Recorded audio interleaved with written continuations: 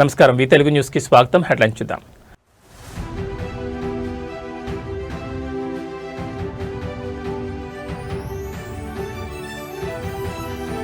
ఖమ్మంలో హైడ్రామా, తెలంగాణ జాగృతి అధ్యక్షురాలు కవిత arrest.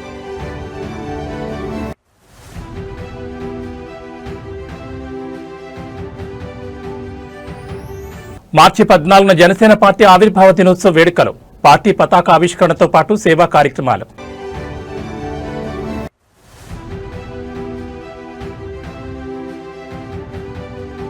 Gandipet Golconda resorts లో బీఆర్ఎస్ కీలక వర్క్ షాప్ ప్రారంభం. అసెంబ్లీ వ్యూహాలపై ఎమ్మెల్యేలు ఎమ్మెల్సీలకు కేటీఆర్ దిశానిర్దేశం.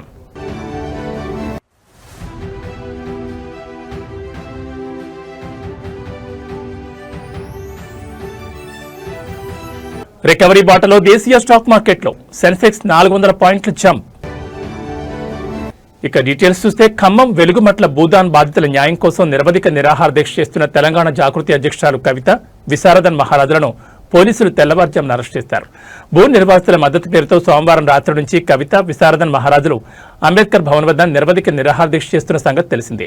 ఈ క్రమంలో పోలీసులు తెల్లవారుజామున అంబేద్కర్ భవన్ వద్దకు చేరుకున్నారు. భారీ సంఖ్యలో పోలీసులు మోహరించారు. అంబులెన్స్లు, ఫైర్ వాహనాలు మోహరించి వారిని నేరుగా హైదరాబాద్కు తరలించారు. వెలుగుమట్ల భూదాన్ బాధితులకు న్యాయం చేయాలని తాము దీక్ష చేస్తుంటే తమను అరెస్ట్ చేయడం అప్రజాస్వామికమని కవిత పేర్కొన్నారు. జైల్లో అయినా తన దీక్షను కొనసాగిస్తారని తెలంగాణ జాగృతి అధ్యక్షురాలు కవిత స్పష్టం చేశారు.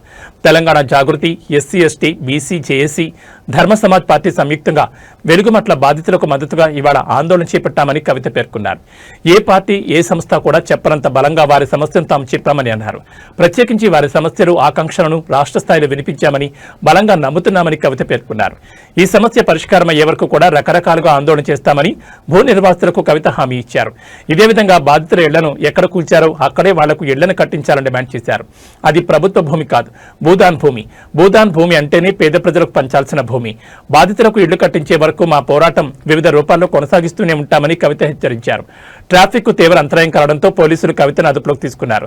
దీంతో కవిత, విశారదన్ మహారాజులతో కలిసి అంబేద్కర్ భవన్లో నిరవధిక నిరాహార దీక్ష చేపట్టారు. ఈ నిరవధిక నిరాహార దీక్ష చేస్తుండగా మంగళవారం తెల్లవారుజామున పోలీసులు ఇద్దరిని అదుపులోకి తీసుకుని హైదరాబాద్కు తరలించారు. మరోవైపు తెలంగాణ జాగృతి అధ్యక్షురాలు కవితతో పాటు మరో 33 మందిపై ఖమ్మం పోలీసులు కేసు నమోదు చేశారు. భూ నిర్వాసితుల మద్దతు పేరుతో జాగృతి అధ్యక్షురాలు కవితతో పాటు ఖమ్మం జిల్లాతో సంబంధం లేని 33 మందిపై కేసు నమోదు చేశారు. రోడ్డుపై బైఠాయించి ట్రాఫిక్ అంతరాయం కల్పించినందుకు కేసులు నమోదు చేశారు.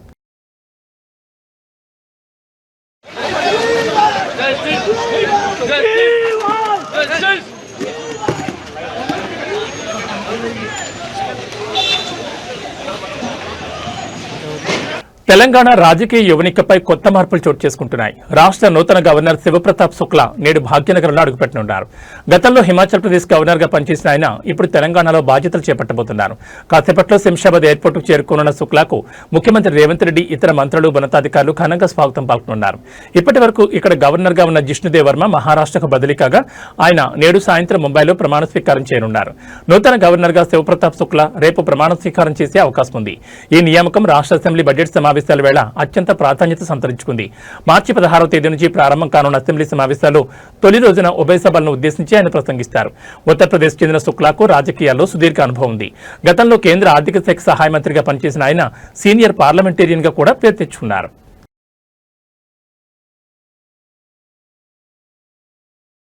మార్చి 14న జరగనున్న జనసేన పార్టీ ఆవిర్భావ దినోత్సవ వేడుకలను ఈసారి రాష్ట్ర వ్యాప్తంగా విస్తృతంగా నిర్వహించేందుకు పార్టీ అధినేత ఉప ముఖ్యమంత్రి పవన్ కళ్యాణ్ పిలుపునిచ్చారు. ఉమ్మడి జిల్లా, నగర, మండల కేంద్రాలు, పంచాయతీల స్థాయిలో జనసేన శ్రేణులు వేడుకలను ఘనంగా నిర్వహించనున్నారు. పార్టీ పతాక ఆవిష్కరణతో పాటు సేవా కార్యక్రమాలు చేపట్టాలని జనసేన అధినేత సూచించారు. మొదట పిఠాపురంలో రాష్ట్ర స్థాయి కార్యక్రమంగా నిర్ణయించాలని జనసేన అధినేత పవన్ కళ్యాణ్ నిర్ణయించారు. ఎండల తీవ్రత నేపథ్యంలో వేడుకల నిర్వహణ విధానంలో మార్పులు చేశారు. రాష్ట్ర స్థాయి కార్యక్రమం బదులుగా జిల్లా, నగర, మండల కేంద్రాల్లోనే స్థానికంగా వేడుకలు నిర్వహించాలని పార్టీ శ్రేణులకు పిలుపునిచ్చారు. జన సైనికులు, వీర మహిళలు, పార్టీ నాయకుల సమక్షంలో ఈ కార్యక్రమాలు జరగనున్నాయి. ఉద్యమ సభ్యత్వం పొందిన వారితో కలిసి వేడుకలు నిర్వహణ ఉంటుంది. పార్టీ సిద్ధాంతాలు, రాష్ట్ర అభివృద్ధి లక్ష్యాలను పవన్ ప్రజలకు వివరించనున్నారు.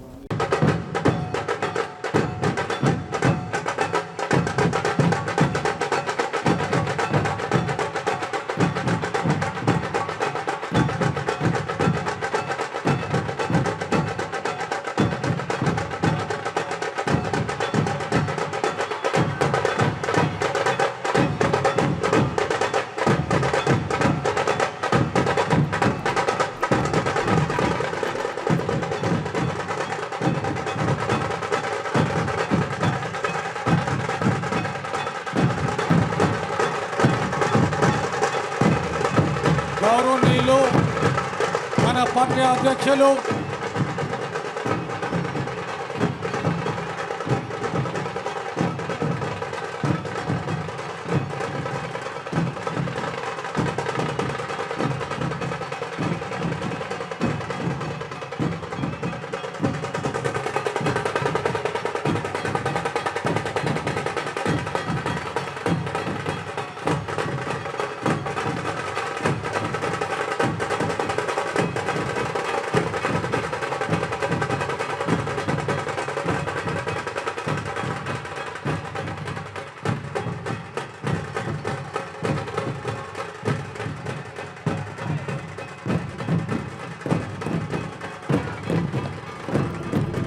ఢిల్లీ మద్యం కేసులో రౌజ్ ఎవెన్యూ సిబిఐ ప్రత్యేక న్యాయస్థానం ఆమ్ ఆద్మీ పార్టీ అగ్రనేతలు అరవింద్ కేజ్రీవాల్, మనీష్ సిసోడియా, తెలంగాణ జాగృతి అధ్యక్షురాలు కె కవితతో పాటు మరో 20 మందికి విముక్తి కలిగించినప్పటికీ ఈడీ మాత్రం ఈ కేసును వదిలేలేదు. కేసుపై సిబిఐ న్యాయస్థానం ఇచ్చిన తీర్పును సవాల్ చేస్తూ దర్యాప్తు సంస్థ ఈడీ మరోసారి ఢిల్లీ హైకోర్టును ఆశ్రయించింది. దర్యాప్తు సంస్థ అప్పీలును స్వీకరించిన హైకోర్టు సోమవారం విచారణ ప్రారంభించింది. ఈ కేసు దర్యాప్తు చేసిన సిబిఐ అధికారులపై శాఖాపరమైన విచారణ చేపట్టాలని, వారిపై తగిన చర్యలు తీసుకోవాలని ట్రయల్ కోర్టు న్యాయమూర్తి జితేంద్ర ప్రతాప్ సింగ్ జారీ చేయగా దానిపై స్టే ఇచ్చింది. సిబిఐ తరపున సొలిసిటర్ జనరల్ తుషార్ మెహతా తన వాదనలు వినిపించగా దాన్ని పరిశీలించిన హైకోర్టు న్యాయమూర్తి జస్టిస్ స్వర్ణకాంత్ శర్మ మధ్యంతర ఉత్తర్వులు జారీ చేశారు. కాగా ఈ సందర్భంగా పిటిషనర్ తరపు న్యాయవాది మాట్లాడుతూ ప్రతివాదులకు వ్యతిరేకంగా సమర్పించిన సాక్ష్యాధారాలను ట్రయల్ కోర్టు పరిగణలోకి తీసుకోలేదని వాదించారు. అదే సమయంలో దర్యాప్తు సంస్థకు వ్యతిరేకంగా ట్రయల్ కోర్టు న్యాయమూర్తి చేసిన వ్యాఖ్యల్లో నిజం లేదని పేర్కొన్నారు. అయితే సిబిఐ కేసులో నిందితులందరినీ డిశ్చార్జ్ చేస్తూ న్యాయస్థానం ఉత్తర్వులు ఇవ్వడం మూలంగా ఈ కేసుతో ముడిపడిన మనీ లాండరింగ్ కేసు దెబ్బతినే అవకాశం ఉందని, దానిపై స్టే ఇవ్వాలని కోరారు. ఆ వాదనలను పరిగణలోకి తీసుకున్న కోర్టు దర్యాప్తు సంస్థ దర్యాప్తు అధికారిపై ట్రయల్ కోర్టు జడ్జి చేసిన వ్యాఖ్యలపై స్టే విధించింది. హైకోర్టులో ప్రస్తుత విచారణ పూర్తయ్యేంత వరకు ఈడీ కేసుపై విచారణను వాయిదా వేస్తూ ట్రయల్ కోర్టుకు ఆదేశాలు జారీ చేసింది. కాగా తదుపరి విచారణను ఈ నెల 16వ తేదీకి వాయిదా వేసింది. కాగా ఈ కేసుపై దర్యాప్తు సంస్థ న్యాయవాది తుషార్ మెహతా హైకోర్టులో తన వాదనలు వినిపిస్తూ ఢిల్లీ మద్యం కేసు దేశ రాజధాని చరిత్రలో జరిగిన అతిపెద్ద కుంభకోణాల్లో ఒకటని వివరించారు.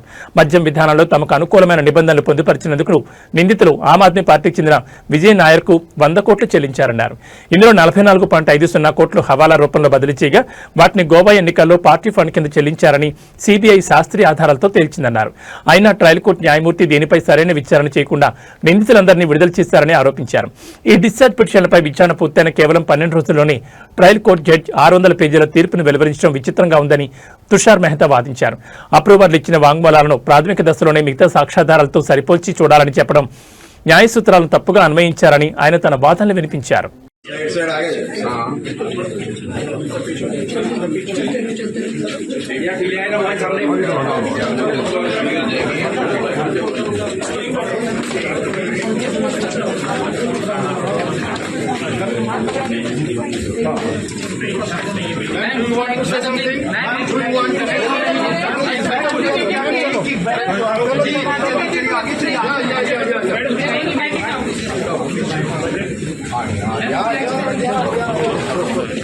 सर पीछे हो जाइए, सर पीछे।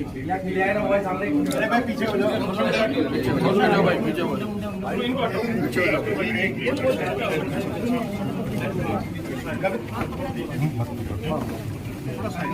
Ma'am, would you like to say something? Ma'am, would you like to comment on anything? इस बैग को लेकर क्या मेरी किक बैग जो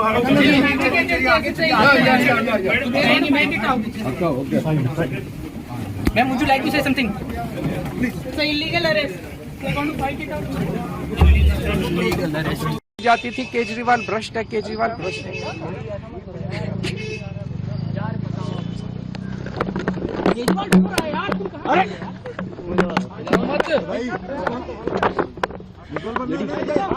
हो गए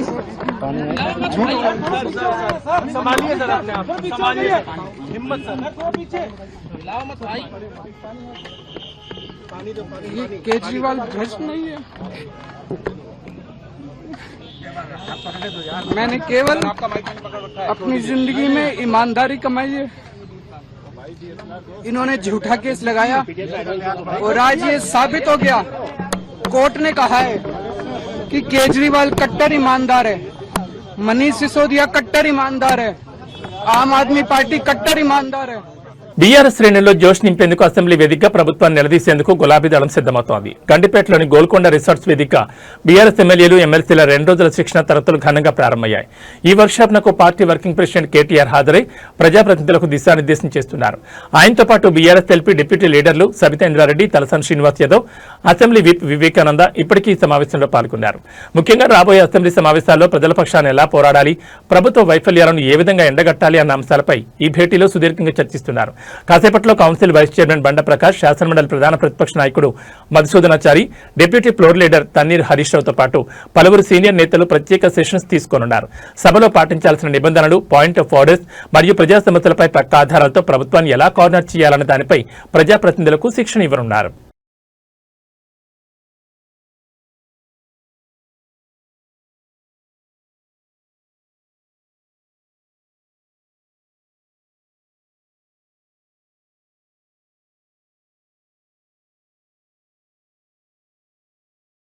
ఏపీలోని కదిరి నియోజకవర్గ రాజకీయాలు ఆసక్తికరంగా మారాయి. కదిరి లక్ష్మీ నరసింహస్వామి రథోత్సవం సందర్భంగా కూటమి మధ్య విభేదాలు బయటపడ్డాయి. కదిరి ఎమ్మెల్యే టీడీపీ నేత కందికుంట ప్రసాద్ ఆదేశాలతో పోలీసులు బీజేపీ నేత విష్ణువర్ధన్ రెడ్డిని అరెస్ట్ చేసినట్లు సమాచారం.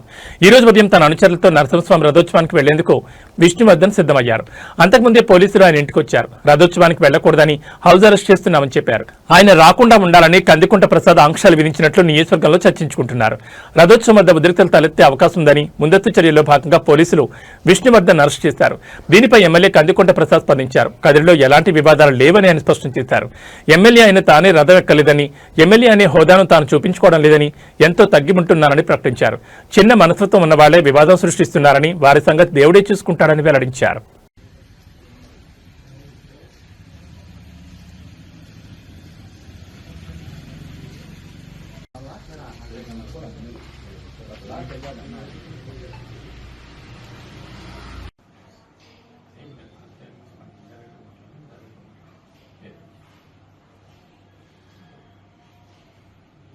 భాగ్యనగరంలో హైడ్రా కూల్చివేతల సెగ ఇప్పుడు ఏకంగా అమెరికా వరకు పాకింది. నిన్నటి వరకు సామాన్యులు, విపక్ష నేతలు గళమెత్తగా ఇప్పుడు ఏకంగా అధికార కాంగ్రెస్ పార్టీకి చెందిన ఓవర్సీస్ మహిళా నేత తన గోడును వెళ్లబోసుకున్నారు. హైదరాబాద్లోని గుండ్లపోచంపల్లిలో ఉన్న తన ఇంటిని హైడ్రా అధికారులు అన్యాయంగా కూల్చేశారంటూ ఆమె ముఖ్యమంత్రి రేవంత్ రెడ్డికి విజ్ఞప్తి చేశారు. ఇండియన్ ఓవర్సీస్ కాంగ్రెస్ లో కీలక బాధ్యతల్లో ఉన్న సదరు మహిళా నేత తన ఇంటి కూల్చివేతపై తీవ్ర దిగ్భ్రాంతిని వ్యక్తం చేశారు. తమ ఇల్లు ఎలాంటి ఎఫ్టీఎల్ పరిధిలో గానీ, బఫర్ జోన్ పరిధిలో గానీ లేదని, ఎవరి స్థలాన్ని కూడా తాము ఆక్రమించలేదని ఆమె స్పష్టం చేశారు. అధికారులు కనీసం వివరణ ఇచ్చే అవకాశం కూడా ఇవ్వకుండా కేవలం సీఎంఓ నుంచి ఆదేశాలు వచ్చాయన్న సాకుతో కూల్చివేతలు చేపట్టారని ఆమె ఆరోపిస్తున్నారు.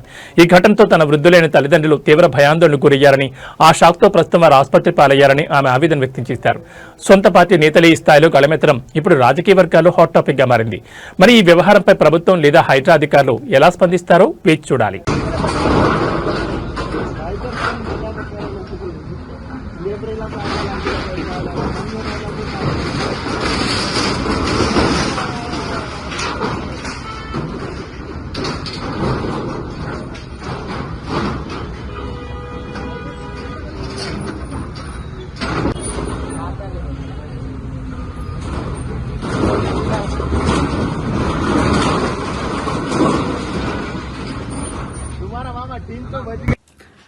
గౌరవనీయులైన తెలంగాణ ముఖ్యమంత్రి గారు శ్రీ రేవంత్ రెడ్డి గారి అన్నయ్యకి నమస్కారం.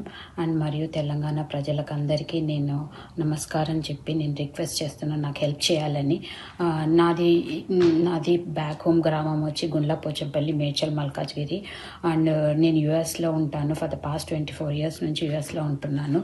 మా గుండ్లపోచంపల్లిలో నిన్న ఫ్రమ్ జిహెచ్ఎంసీ మేడ్చల్ ఆఫీస్ నుంచి ఏసీపీ సుకన్య గారు జేసీపీ తీసుకొని మనుషుల్ని, పోలీసుల్ని తీసుకొని వచ్చి సడన్గా మాకు టైం ఇవ్వకుండా కొంతమంది సెలెక్టెడ్గా కొన్ని కుటుంబాలది ఇల్లులు permanent structure with no intimation, no permission వచ్చేసి జేసీపీతో డిస్మాంటిల్ చేసేసారు.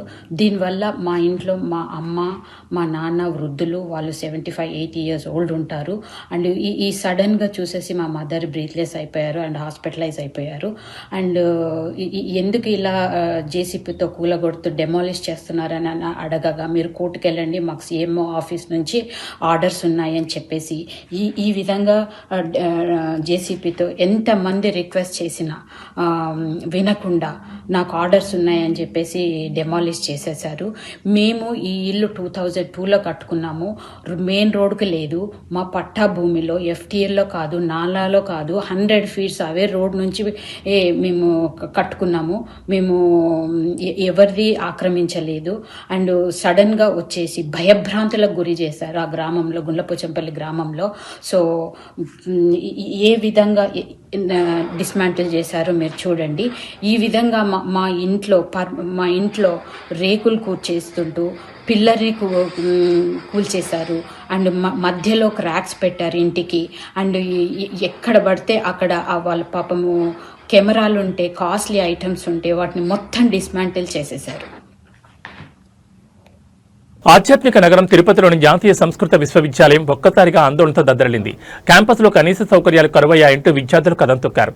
విశ్వవిద్యాలయ వైస్ ఛాన్సలర్ ఛాంబర్ ఎదుట బైఠాయించి భారీ ఎత్తున ధర్నా దిగారు. గత కొంతకాలంగా క్యాంపస్లో ఆహార నాణ్యత అత్యంత అధ్వానంగా ఉందని, పారిశుద్ధ్యం పూర్తిగా లోపించిందని విద్యార్థులు ఆరోపిస్తున్నారు.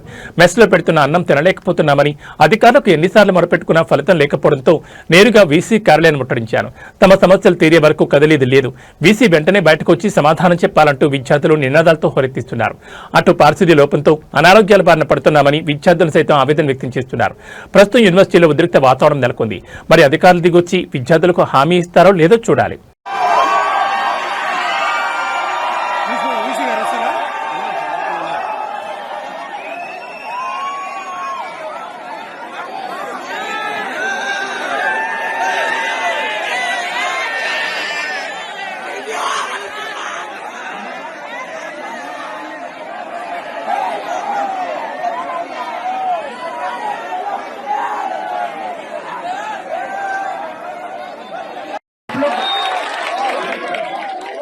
आप लोग कोशिश कीजिए थोड़ा सा बैठने की, ये तो आपकी इच्छा।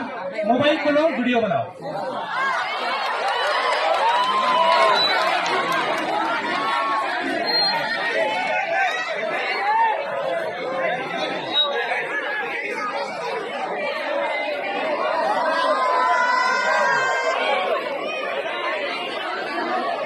తెలంగాణ పోలీస్ నిరుద్యోగ జేఏసీ మిలియన్ మార్చ్ నేపథ్యంలో దిల్సుఖ్ నగర్ లో ఉద్రిక్త వాతావరణం నెలకొంది. 20,000 పోలీసు ఉద్యోగాలతో నోటిఫికేషన్ విడుదల చేయాలని డిమాండ్ చేస్తూ జేఏసీ నేడు నిరసనలకు పిలుపునిచ్చింది. సీఎం రేవంత్ రెడ్డి ఎన్నికలకు ముందు ఇచ్చిన హామీలను నిర్లక్ష్యం చేస్తున్నారని నిరుద్యోగులు ఆగ్రహం వ్యక్తం చేస్తున్నారు. ఉద్యోగ నోటిఫికేషన్తో పాటు వయోపరిమితిని 35 ఏళ్లకు పెంచాలని డిమాండ్ చేస్తున్నారు. దీంతో ముందస్తుగా దిల్సుఖ్ నగర్ లో పోలీసు బలగాలు భారీగా మోహరించాయి. పలువురిని ముందస్తు అరెస్టులు చేశారు.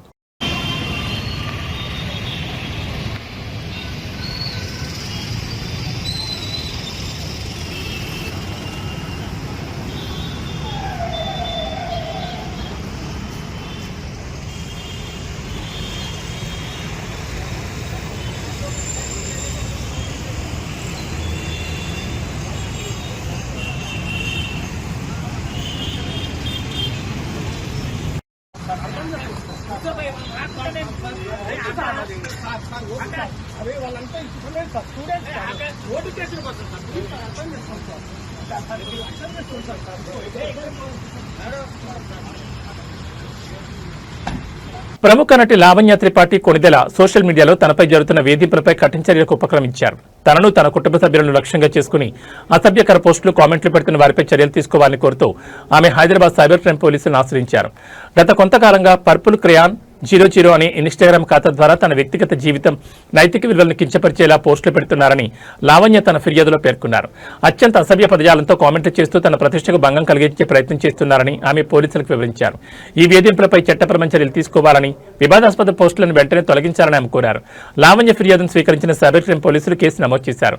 ఐటీ చట్టంలోని సెక్షన్ 67తో పాటు భారత న్యాయ సంహిత BNS-లోని సెక్షన్లు 78, 79 కింద కేసు నమోదు చేసి దర్యాప్తు ప్రారంభించారు. సదరు ఇన్స్టాగ్రామ్ ఖాతాను నిర్వహిస్తున్న నిందితులను గుర్తించేందుకు సాంకేతిక ఆధారాలతో విచారణ జరుపుతున్నామని పోలీసులు తెలిపారు. అంతర్జాతీయంగా నెలకొన్న అనిశ్చిత నేపథ్యంలో రష్యా అధ్యక్షుడు వ్లాదిమిర్ పుతిన్ కు అమెరికా అధ్యక్షుడు డొనాల్డ్ ట్రంప్ ఫోన్ చేసి మాట్లాడారు. ఇరాన్ యుద్ధం, చమురు సరఫరాలో అంతరాయం, మధ్యప్రాచ్యంలో ఉద్రిక్తతలు మొదలైన విషయాలపై ఇరువురు నేతల మధ్య చర్చలు జరిగినట్లు రష్యా అధ్యక్ష కార్యాలయం క్రెమ్లిన్ వెల్లడించింది. ఇద్దరి మధ్య దాదాపు గంట పాటు చర్చలు జరిగినట్టు తెలుస్తోంది. ఉక్రెయిన్, రష్యా, అమెరికా త్రిముఖ చర్చల గురించి కూడా ఈ సంభాషణలో ప్రస్తావన వచ్చినట్లు సమాచారం. యుద్ధం కారణంగా తమ మిత్ర దేశమైన ఇరాన్ భారీగా నష్టపోతున్నట్లు పుతిన్ ఆందోళన వ్యక్తం చేశారని క్రెమ్లిన్ వెల్లడించింది. ఇరాన్తో జరుగుతున్న యుద్ధాన్ని త్వరగా ముగించేందుకు చర్యలు తీసుకోవాలని ట్రంప్నకు పుతిన్ సూచించారని తెలిపింది. యుద్ధం ముగింపునకు తీసుకోవాల్సిన దౌత్య చర్యలపై కొన్ని ప్రతిపాదనలను ట్రంప్నకు పుతిన్ సూచించినట్లు రష్యా విదేశాంగ సలహాదారు యూరీ ఉషాకోవ్ తెలిపారు. ఉక్రెయిన్ రష్యా యుద్ధం గురించి కూడా ట్రంప్, పుతిన్ మాట్లాడుకున్నట్లు యూరీ ఉషాకోవ్ తెలిపారు. ఉక్రెయిన్తో యుద్ధం ముగింపై అమెరికా ప్రతినిధులతో జరుగుతున్న ద్వైపాక్షిక చర్చల గురించి కూడా ట్రంప్, పుతిన్ మాట్లాడుకున్నారని పేర్కొన్నారు. కాగా ఇరాన్ నూతన సుప్రీం లీడర్తో పుతిన్ మాట్లాడారని, టెహ్రాన్కు రష్యా సంపూర్ణ మద్దతు ఉంటుందని తెలిపారని ఉషాకోవ్ వెల్లడించారు.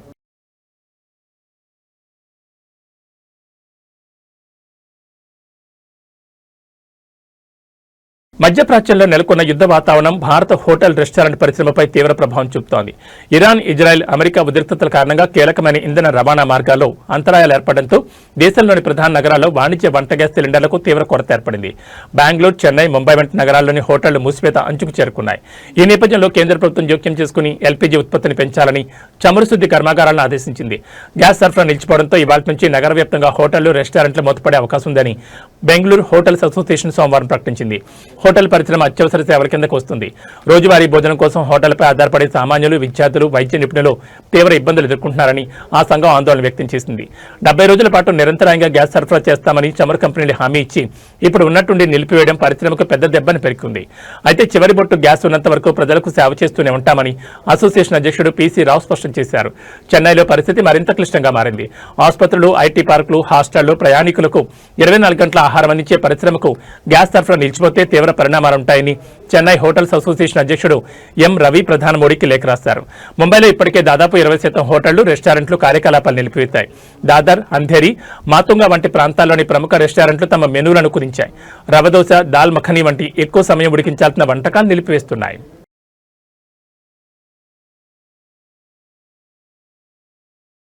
పెళ్లిళ్లు, శుభకార్యాల సమయాల్లో మళ్లీ బంగారం ధరలు షాకిచ్చాయి. పశ్చిమాసియా యుద్ధం కారణంగా గత కొద్ది రోజులుగా ధరలు తగ్గుముఖం పట్టాయి. దీంతో సామాన్యులు కూడా చాలా సంతోషించారు. కానీ ఆనందం ఎంతోసేపు లేదు. అంతర్జాతీయ పరిణామాలు తేరుకుంటున్న తరుణంలో ధరలు మరోసారి చెలక్కిచ్చాయి. తాజాగా తులం గోల్డ్ ధరపై 700 పెరగగా కిలో వెండిపై 10,000 పెరిగింది. తులం గోల్డ్పై 700 పెరగడంతో బులియన్ మార్కెట్లో 24 క్యారెట్ల 10 గ్రాముల ధర 1,62,380 దగ్గర ట్రేడ్ అవుతోంది. ఇక 22 క్యారెట్ల 10 గ్రాముల ధరపై 650 రూపాయలు పెరగడంతో 1,48,850 దగ్గర అమ్ముడవుతోంది. ఇక 18 క్యారెట్ల 10 గ్రాముల బంగారం ధరపై 530 పెరగడంతో 1,21,790 దగ్గర ట్రేడ్ అవుతోంది. ఈ రోజు సిల్వర్ ధర భారీ షాక్ ఇచ్చింది. ఈ రోజు కిలో వెండి ధరపై 10,000 పెరగడంతో బులియన్ మార్కెట్లో కిలో వెండి 2,90,000 దగ్గర అమ్ముడవుతోంది. హైదరాబాద్, చెన్నైలో మాత్రం కిలో వెండి ధర 3 లక్షల దగ్గర ట్రేడ్ అవుతోంది. ఢిల్లీ, ముంబై, కోల్కతాలో కిలో వెండి 2,90,000 దగ్గర అమ్ముడవుతోంది. అమెరికా, ఇజ్రాయెల్ వర్సెస్ ఇరాన్ యుద్ధం కారణంగా స్టాక్ మార్కెట్లు గత కొద్ది రోజులుగా నష్టాల్లో కొనసాగుతున్నాయి. ఈ క్రమంలో సోమవారం కూడా భారీ నష్టాల్లో ముగిశాయి. కానీ గత సెషన్లో భారీ పతనంతో ఇన్వెస్టర్లను ఆందోళన గురిచేసిన భారతీయ స్టాక్ మార్కెట్లు నేడు ఉదయం నుంచే రికవరీ బాటపట్టాయి. అంతర్జాతీయ మార్కెట్ల నుంచి అందిన సానుకూల సంకేతాలతో పాటు కనిష్ట స్థాయిల వద్ద ఇన్వెస్టర్లు కొనుగోళ్లకు మొగ్గు చూపడం మార్కెట్లకు భారీ ఊతాన్నిచ్చింది. ప్రస్తుతం సెన్సెక్స్ 77,991 పాయింట్ల వద్ద ట్రేడ్ అవుతూ సుమారు 425 పాయింట్ల లాభంతో బలంగా కొనసాగుతోంది. అటు నిఫ్టీ కూడా తన కీలక స్థాయిలను తిరిగి పుంజుకుని 24,139.25 పాయింట్ల వద్ద ట్రేడ్ అవుతూ ఇన్వెస్టర్లలో ఆశలు చిగురింపు చేస్తోంది. నేటి మార్కెట్ గమనానికి ప్రధానంగా ఐటీ, బ్యాంకింగ్, ఫైనాన్షియల్ సర్వీసెస్ రంగాలు వెన్నుదన్నుగా నిలిచాయి. నిన్నటి భారీ నష్టాల తర్వాత నాణ్యమైన షేర్ల ధరలు ఆకర్షణీయంగా మారడంతో దేశీయ ఇన్వెస్టర్లు పెద్ద ఎత్తున కొనుగోలు చేపట్టారు. దీనికి తోడు అమెరికా, ఇతర ఆసియా మార్కెట్ల సానుకూల ధోరణి కూడా మన మార్కెట్లలో ఉత్సాహం నింపింది. ప్రస్తుత ట్రెండ్ కొనసాగితే మార్కెట్లు మరింత లాభాల్లో ముగిసే అవకాశం ఉందని విశ్లేషకులు భావిస్తున్నారు.